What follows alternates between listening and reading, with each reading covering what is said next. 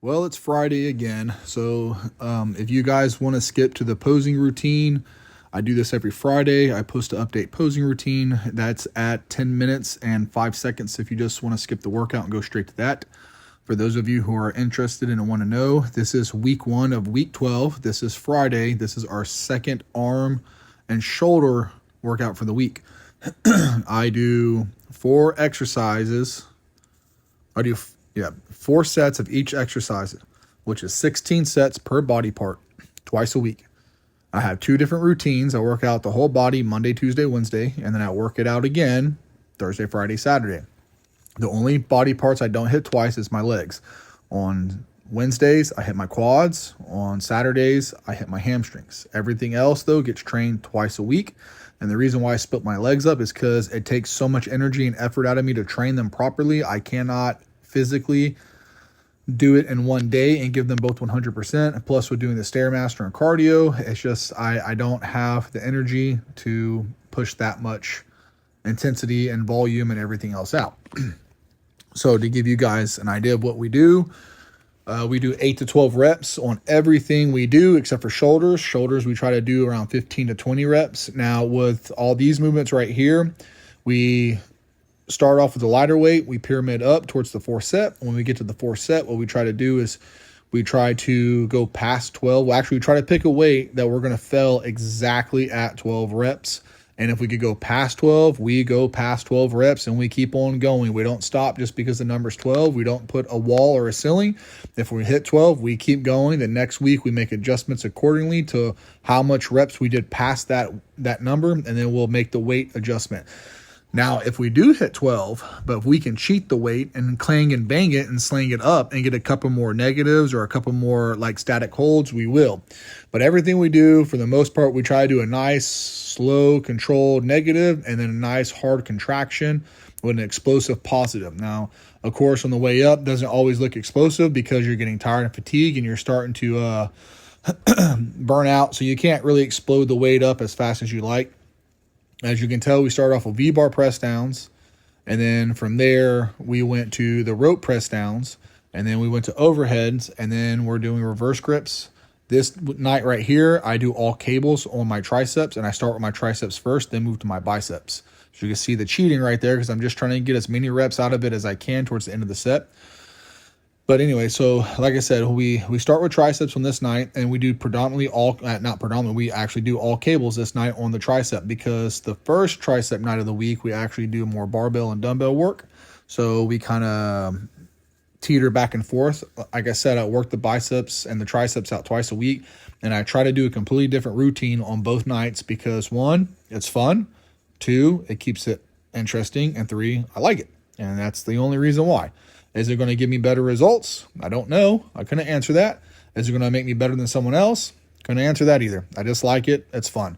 So these are spider curls right here. So I want to explain this again. Okay, so with spider curls, see my partial reps? I'm going to go over that in just a second. All right. So the spider curl, what I like to do is this, to me, is like a low-end, mid-range movement. So you get a good deep stretch at the bottom of the movement because your arms are dead hanging. Then you have to use 100% of the bicep to get the bar moving, but you can't close the arm all the way up to the shoulder as tight as you can get it because the way that you're positioned. But you could get a nice, good mid-range squeeze. See how the arms are parallel to the floor? They're not going past parallel. So that's not a full closed contracted bicep, but that's a deep stretch at the bottom motion and a pure contraction at the top. Then whenever you fatigue, we do a couple partials just to bang out that lower end of the movement, just to get that stretch and to get some more reps and some more blood in there. And then we move to the concentration curl, which to me, this is more of a full range movement. So we're getting a full extension with a stretch at the bottom and a complete contraction with a closed arm. Now, of course, we can't close the bicep in as much as we like to because the dumbbell does get in the way with the chest. We could probably make arrangements and adjustments to close it in more, but this to me is a full range motion. So I start this night with a low end mid range, and then I move to a full range. And then after this, we move to high cable curls. And high cable curls, it's just a contraction for me. I don't worry about the stretch. I worry about the mid range to the complete closed arm. I try to close the arm up as much as I can and ball that bicep up as hard as I can get it. So here it comes right here. So you can see my arms are longer than the cable system and see where I'm starting off at. I don't care about a stretch on this one. I've already got my stretch. Right now, I care about closing that bicep in as much as I can. And I know the elbows are moving towards the top, but I'm still closing that bicep in as much as I could possibly get it. And I'm just trying to hold a peak contraction on the top of that bicep.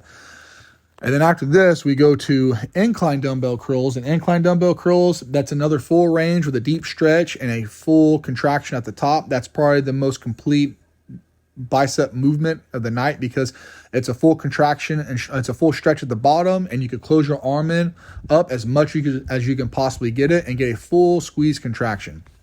And that's the way I structured this workout for my biceps. The reason why I did it like this is because I like it. And that's the only reason why. I'm telling you the method behind it and the reasons why and how I view these workouts and exercises. But the truth be told, these don't hurt my elbows, my shoulders. I feel them 100% in my biceps and I like them. And that's it. That's the only reason why. So if you don't like if you don't like a certain workout, don't do it. If you don't like a certain exercise, don't do it. If something hurts you, don't do it. Find the one that you like and stick to it. So,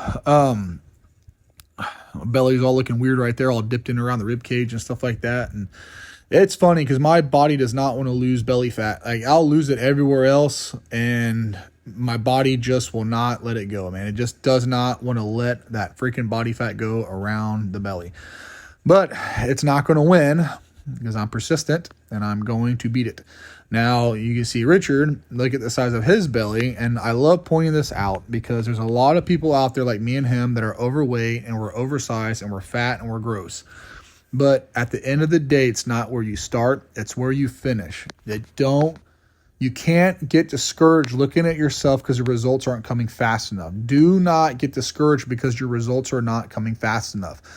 1 to 2 pounds a week is a huge win. Half a pound a week is a huge win. Do not overreach and then get disappointed because you don't reach your goal. Have small goals that are very obtainable and then build on top of those.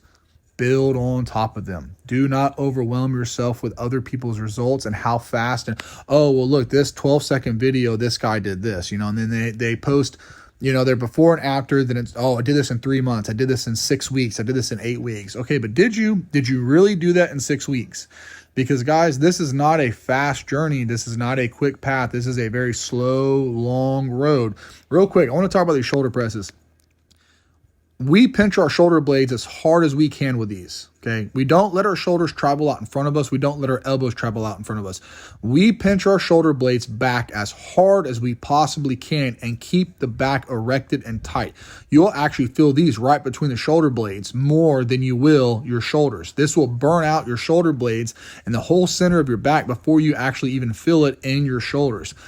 Because your posterior chain is possibly weak, or you have weak areas in your back that need to be developed and brought up. And if you have poor posture, and if you slouch and you're looking down texting and you hunch over a lot, these will help correct your posture to an extent, and they'll actually help alleviate some neck pain, and they'll just make you look nice and juicy whenever you do them like this. And you don't have to use a lot of weight. Slow, controlled, pause with a static hold at the top. And you don't need a lot of weight to do them. If you want to use a lot of weight, use a lot of weight. Because if it's fun to you, do it. But all it ever did for me was hurt my shoulders. So, okay, so back to what I was saying. Don't get caught up with other people, because a lot of these guys, they're like, oh, I did this in 6 weeks or 12 weeks. Oh, man, you've only lost how much weight and how much time? Well, it's more weight than you would have lost if you never did it. If you lose 5 pounds in 12 weeks, you know what? That's 5 pounds that you wouldn't have lost if you didn't go for it. If you stopped trying, you stopped dieting, you stopped working out, that's 5 pounds that would have never came off of you. So those 5 pounds are the most amazing 5 pounds that you've ever lost in your life, because it's the results that you are capable of getting. Okay? Do not get discouraged. Keep pushing forward, but you also have to be honest with yourself. Guys, if y'all want to try these shrugs right here, these are pretty cool. Make sure your palms face each other or face upwards. And then what you do is you let the shoulders roll all the way forward and then squeeze back and up. And I'm telling you, you're going to get a real good deep contraction on these. And you don't require a lot of weight, and it's a constant tension on them. It feels amazing. So like I was saying, do not get caught up and don't get discouraged, because those pounds are the best that you can do. But you have to be honest with yourself, okay?